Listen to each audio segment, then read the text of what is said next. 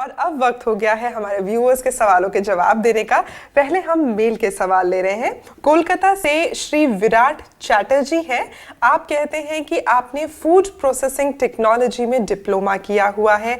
आप अपनी एक यूनिट शुरू करना चाहते हैं, पर ये जानना चाहते हैं कि क्या इन्हें मुद्रा योजना के तहत लोन मिल सकता है? मुद्रा योजना के लिए जो कैटेगरी है, एलिजिबल कैटेगरी है, इनको मुद्रा योजना से लोन मिल सकता है। अगर ये देखना पड़ेगा कितने का लोन है, जैसे उसमें 3 लोन है, शिशु 50,000 तक, किशोर 5 लाख तक, तरुण 10 लाख तक। ये अगला सवाल हमारे पास आया है ऋषिकेश से। राहुल जी हैं।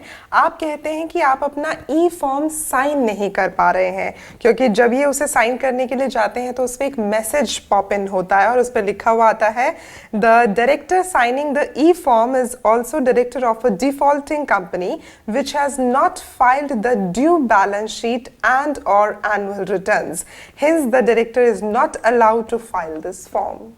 बिल्कुल ठीक बात है, क्योंकि आप एक और कंपनी के डायरेक्टर या और अलग कंपनियों के डायरेक्टर भी होंगे, उन कंपनियों में आपने सारे डॉक्यूमेंट फाइल नहीं किए हुए, तो आपका स्टेटस डिफॉल्टिंग कंपनी का हो गया, तो आप डिफॉल्टिंग डायरेक्टर हो गए। अब आप किसी और कंपनी का कोई भी डॉक्यूमेंट फाइल नहीं कर सकते जब तक कि उसको अप टू डेट नहीं करेंगे।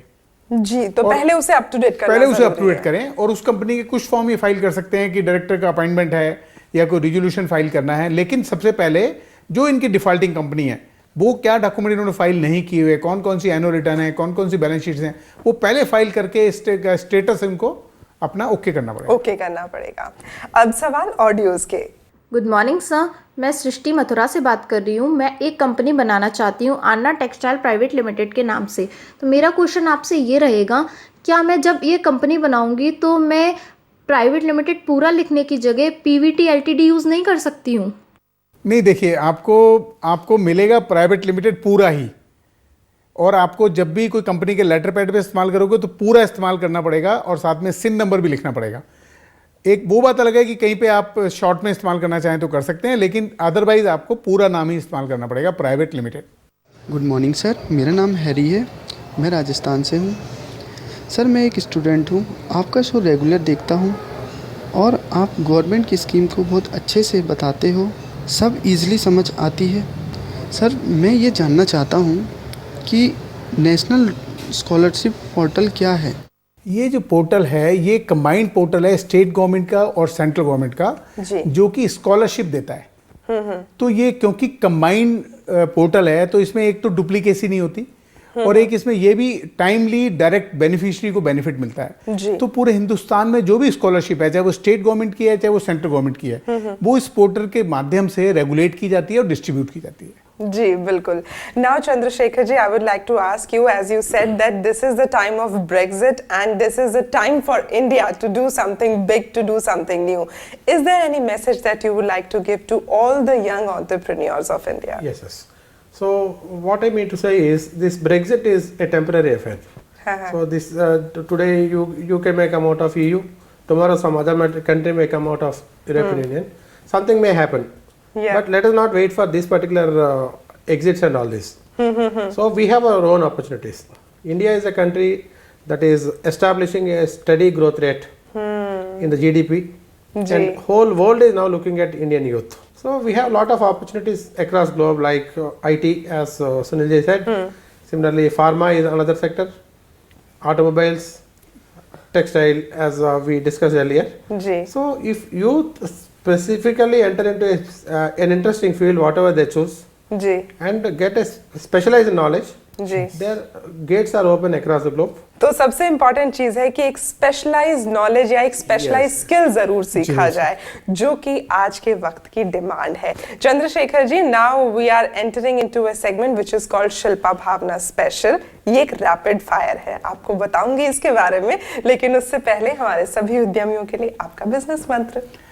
मैं ये कहना चाहूँगा कि जो सक्सेस है, हम उसको सक्सेस नहीं मानते जिसमें आपको कोई परेशानी ना आए। सक्सेस उसको कहते हैं जब आपको परेशानियों से डील करना आ जाए। चंद्रशेखर जी, अब हमारे पास वो वक्त आ गया है जहां पे हम अपने गेस्ट से कुछ सवाल पूछते हैं, बहुत ही जल्दी सवाल पूछते हैं और आपको बहुत जल्दी जवाब देने होते हैं। You are ready for that? Yes. पहला सवाल आपके सामने है। आपके बारे में तो आप बहुत जल्दी जवाब दे देंगे। Which is your favourite country? Australia. Australia. And from trade point of view आपको क्या लगता है which should be the favourite country of India? United kingdom. United kingdom of course. And दुनिया के किसी भी देश में जब कोई भी एक्टिविटी होती है, एनी पॉलिटिकल एक्टिविटी और economic activity, do you see कि सबसे पहले जो उसका असर होता है वो भारत पे ही होता है? Yes or no? Because we are all connected to every part of the world.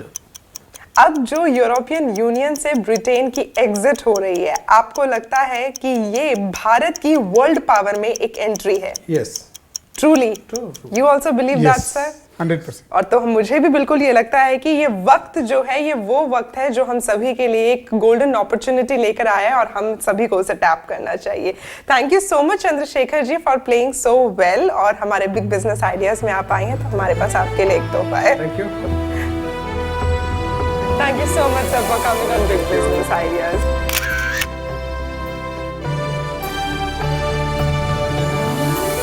दोस्तों, बिजनेस में हमेशा वो व्यक्ति आगे नहीं बढ़ता जो संपन्न और तेज हो, बल्कि वो व्यक्ति आगे बढ़ता है जो ये सोच रखता है कि वो आगे बढ़ सकता है, क्योंकि सोच से ही सितारे बदल जाते हैं। तो अपने व्यवसाय के सितारों को हमेशा चमकाएं। और आज के लिए शिल्पा भावना को दें इजाजत, अगली बार फिर होगी आपसे मुलाकात। Thank you so much. जय हिंद। Big Business Ideas.